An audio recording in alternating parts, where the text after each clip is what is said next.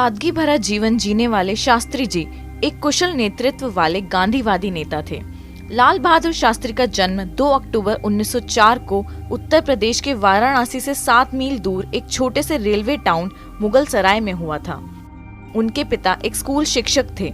जब लाल बहादुर शास्त्री केवल 1.5 वर्ष के थे तभी उनके पिता का देहांत हो गया था। उनका बचपन काफी कष्टदायक था। वह नदी तैर कर रोज स्कूल जाया करते थे। प्राथमिक शिक्षा के बाद उनकी शिक्षा हरीश चंद्र हाई स्कूल और काशी विद्यापीठ में हुई। इस दौरान उन्होंने अपने उपनाम में लगा श्रीवास्तव शब्द हमेशा के लिए हटा दिया, क्योंकि वह जातिवाद के सख्त खिलाफ थे। काशी विद्यापीठ से संस्कृत की पढ़ाई करके निकले तो उन्हें शास्त्री की उपाधि दी गई। उसके बाद वह अपने नाम के आगे शास्त्री लगाने लगे। लाल बहादुर शास्त्री जी का विवाह 1928 में ललिता शास्त्री के साथ हुआ, जिनसे उनकी 2 बेटियां और 4 बेटे हुए।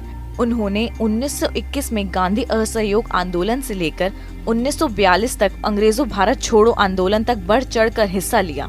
इस दौरान कई बार उन्हें गिरफ्तार भी किया गया। आजादी के बाद वे 1951 में नई दिल्ली आ गए एवं केंद्रीय मंत्रिमंडल के कई विभागों का प्रसार संभाला।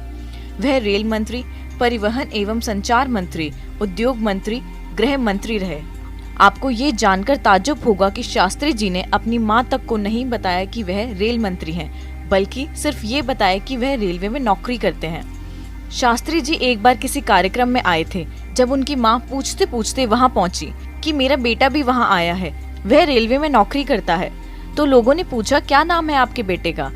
तो तब जब उनकी मां ने उनका नाम बताया तो लोग चौंक गए और कहा आप झूठ बोल रही हो। फिर लोगों ने शास्त्री जी से पूछा कि ये आपकी माँ है, तो उन्होंने कहा कि हाँ ये मेरी माँ है। शास्त्री जी ने माँ से थोड़ी देर बात की और फिर उन्हें घर भेज दिया।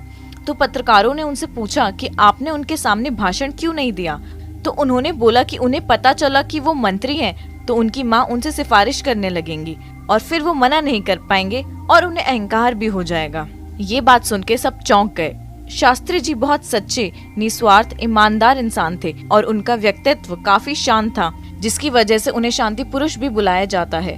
वह अपने उसूलों के बहुत पक्के थे, यहाँ तक कि उन्होंने कभी किसी से पैसे तक नहीं मांगे थे।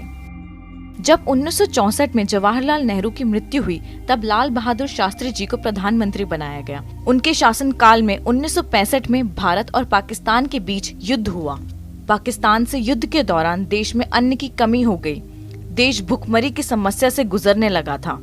उस संकट के काल में लाल बहादुर शास्त्री ने अपनी तनख्वाह लेना बंद कर दिया। देश के लोगों से लाल बहादुर शास्त्री ने अपील की थी कि वो हफ्ते में 1 दिन व्रत रखें और लोगों ने उनकी बात मानी भी और सोमवार को व्रत रखना शुरू कर दिया। भारत और पाकिस्तान के युद्ध के दौरान उन्होंने एक ऐसा फैसला लिया जिसको शायद भारत का कोई दूसरा प्रधानमंत्री कभी न ले पाता। जब सेना ने शास्त्री जी को बताया कि पाकिस्तान जम्मू कश्मीर पर कब्जा करने की फिराक में है, तब उन्होंने कहा कि वो अगर जम्मू कश्मीर पर कब्जा करेंगे तो तुम लाहौर पे कब्जा कर लेना। और देखते ही देखते भारत ने पाकिस्तान को इस युद्ध में हरा दिया।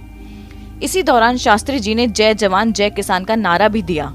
उन्होंने 11 जनवरी 1966 को ताशकंद में अंतिम सांस ली थी। 10 जनवरी 1966 को ताशकंद में पाकिस्तान के साथ शांति समझौता के महज 12 घंटे बाद लाल बहादुर शास्त्री की अचानक मृत्यु हो गई। कुछ लोग तो उनकी मृत्यु को आज भी एक रहस्य के रूप में देखते हैं।